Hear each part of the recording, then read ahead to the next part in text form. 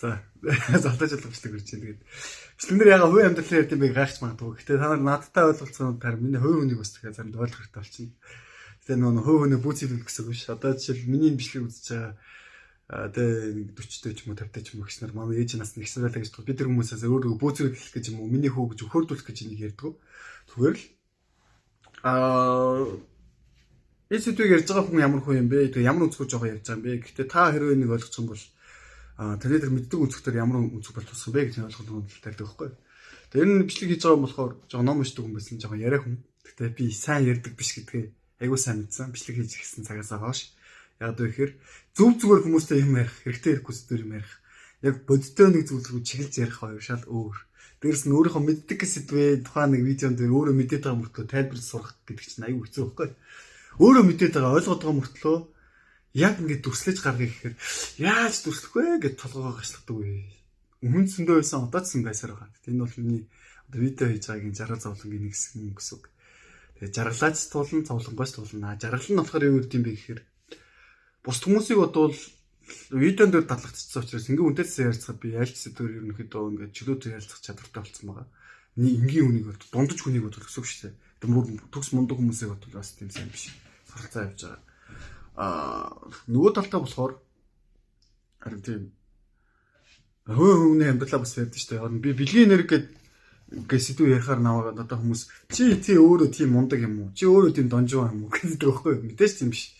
Дундаж төвшнөөс бол миний царайны төвшин бол мэдээж нэг дундаж юм уу? Дундчаас доогор ч юм уу? Тийм байгаа. Яг зарим үнэлдэг хүндээ бол дундчаас ч үчтэй. Тэрээс царайлаг ангилт байхгүй. Их хүн гэдэг байдлаараа нэг тийм бэр чадaltaй амар амтан биш.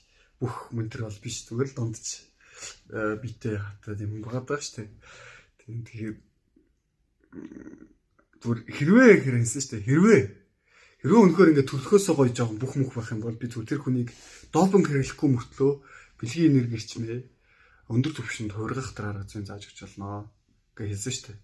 Хэрвээ тэр хүн номын хүн байх юм бол номын орон зайтай гаццсан байх юм бол тэрийг зааж өгч болно гэсэн. Би нэг уулын энгийнээр болохоор нэг жишээ дээр тайлбарсан чинь та нарт ойлгомж төрүүлсэн шүү дээ. Бага өрөөдмөө үлдээж бага хүүхэдтэй болж өөрийгөө гоё өрөвслүүлэх гэдэг хүн байна. Энэ болохоор ганц бие амьдрах үе гэдэг хүн байна. Даруухан байх үе гэдэг хүн байна. Дайлал нь харин хит туйлтай бол буруу. Тэрнтэй адилхан харин гоё тамирчин хүн байх юм уу, номын хүн байх юм гэвэл орчин үед бол дайлал нь байх хэрэгтэй. Одоо орчин үе бас биднээс гоё юм шаардж штэ. Хүн тодорхой хэмжээнд бие зэгцтэй зүв авч явах тэр байдлыг нь зааж өгч байгаа. Тэгэхээр ер нь бол яг энэ хүү дасгал мэсглаа тогтмол тасралтгүй хичээлүүд ивэл энгийн үнийг бодвол бие махбодын чадвар бол өндөр болно гэсэн үг. Бага арай илүү бага нөртэй мөртлөө, бага үндэстэй мөртлөө илүү хэрч хүч авдаг ч юм уу. Эсвэл хүнд баймгүй тийм бодлын орон зайтай арай өөр маягаар амьдардаг байж болж магадгүй. Зүг утгаараа гэсэн үг шүү дээ. Тэгээд нөгөө талаас болохоор энгийн нэг нормал залуу хүн байлаа гэж бодоход танай амьдралын баталгаа болж авах чаа гэх мэтлээ. Энийг л дахин давтаад яагаад хэлээд байгаа юм бэ гэхээр энэ сэдвүүд та нарт бол хэрэгтэй байхгүй юу? Та нар энийг ойлгодог болохоор ингээд дөрөв хүүхэдтэй юу зөвлөхөө мэддэг байхгүй юу? Минийхүү дарган байгаарай гин. Дарган бай гэж яагаад үе тэнгийнхэн холдуулж чадж ийж магадгүй. Гэтэл чин гойд үе тэнгийнхэнтэйгээр харилцах нь тэгснээр тэрийг ингээд хитрхи задгаад явж магадгүй. Яг ойлгохгүй байхгүй юу? Гэтэ хизээ яг ингээд хүүхдтэй энэ сэдвээ ингээд зааж өгвөл ойлгох юм бэ гэхээр бид нар цаана гарчвал ойлгохгүй. Бид нар бэлгийн энерги гэдэг зүйлийн цаана гарааг байгаа. Эрэгтэй эмэгтэй хүмүүсийн харилцаа гэдэг зүйлийн цаана гарааг байгаа. Хэрвээ гарчих юм бол бид нар зааж өгч чадна. Тэгээд гарахын тулд бид нар эхэл дээрээ тэгээд өөрөө энэ зүйлээ ойлгох хэрэгтэй. Ойлгохын тулд би энэ бичлэг биш хөө хүний зөвлөгөө байсан бол тэр хүний амьдралыг сонсно, үзэл бодлыг сонсно. Тэгээд таны тэр үз додол дээр эн чинь арай илүү их ингээ хитэрсэн байна. Энийг жоохон багасгаад энэ хэсгийг жоохон нэмчихээ гэж зөвлөдөг байхгүй.